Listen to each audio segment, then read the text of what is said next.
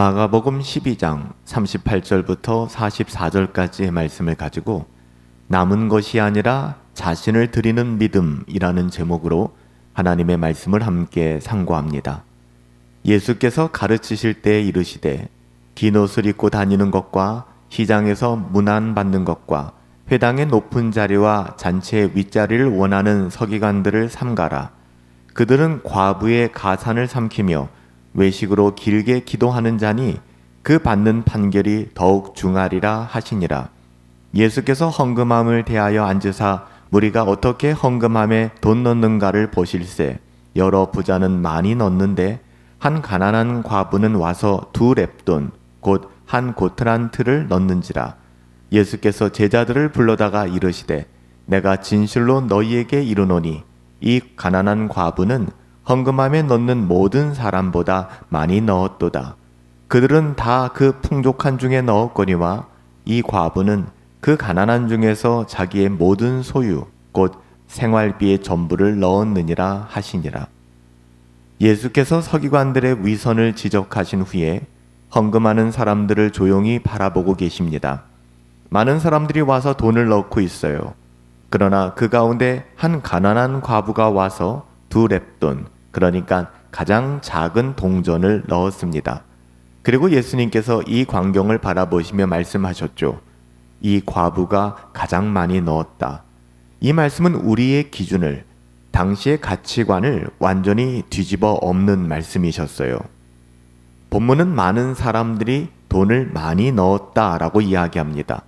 겉으로 보면 분명히 대단한 헌신이에요.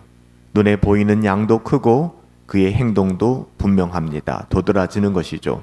그런데 예수님께서는 그것을 칭찬하지 않으셨습니다. 왜 그랬을까요? 그들은 풍족한 중에 그들이 가진 일부 나머지를 넣었기 때문에 그래요. 다시 말하면 자신의 삶을 흔들지 않는 범위 안에서 적당히 계산하면서 하나님께 드렸다는 것이죠. 드리기는 했지만 여전히 주도권은 어디 있어요? 자기 자신에게 있었다는 것입니다. 하나님께 드렸지만 자신을 온전히 맡기지는 않았다는 것을 이야기하시는 거예요. 오늘도 비슷합니다. 우리는 하나님께 드립니다. 소중하죠. 드리기는 합니다. 시간도, 물질도, 섬김도 하나님께 올려드립니다.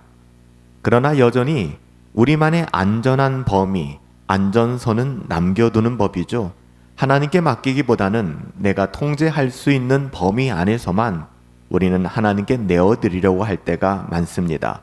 그래서 헌신은 있지만 하나님을 향한 전적인 의존은 없는 상태, 적당히 우리가 주인 되어서 우리의 일부와 남은 것을 하나님께 드리는 상태가 유지될 때가 많이 있는 것 같아요. 그런데 이 과부는 2렙돈을 드렸습니다. 금액으로 보면 그래요. 거의 아무것도 아닙니다. 그러나 예수님이 말씀하셨어요. 자기의 모든 소유, 곧 생활비의 전부를 넣었다. 이 여인이 남은 것을 드린 것이 아닙니다. 이 여인의 가장 소중한 것, 그의 모든 것을 하나님께 드렸다는 거예요. 자신의 삶 전체를 올려드렸다는 것입니다. 그렇게 헌상했다는 거예요. 이것은 단순한 헌금이 아니라 하나님을 향한 전적인 신뢰입니다. 이것이 없으면 불가능해요. 내 일을 붙들고 있지 않고 하나님께 맡기는 행위이죠. 계산을 내려놓고 하나님이 책임지신다라는 믿음으로 나아간 것입니다.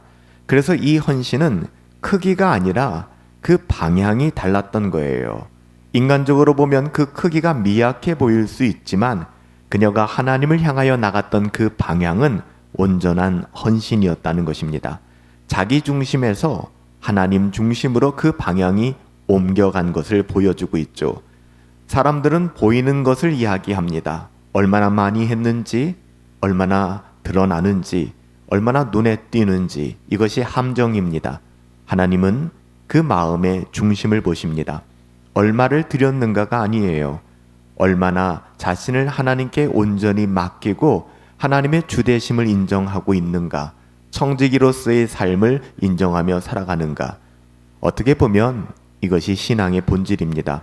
겉으로 드러나는 행동보다 그 행동 뒤에 숨어있는 그 마음과 믿음, 이게 중요합니다. 그래서 같은 행동이라도 전혀 다를 수 있는 거예요. 하나님은 그 마음의 중심을 보세요. 많이 드리고도 하나님과 멀어질 수도 있고요. 반대로 적게 드린다고 해서 하나님과 멀리 있다라고 할 수 없습니다. 적게 드리고도 하나님과 깊은 관계를 유지하며 살아갈 수도 있는 거예요. 오늘 본문은 헌금의 이야기만은 아닙니다. 삶의 전체에 대한 이야기이기도 하죠.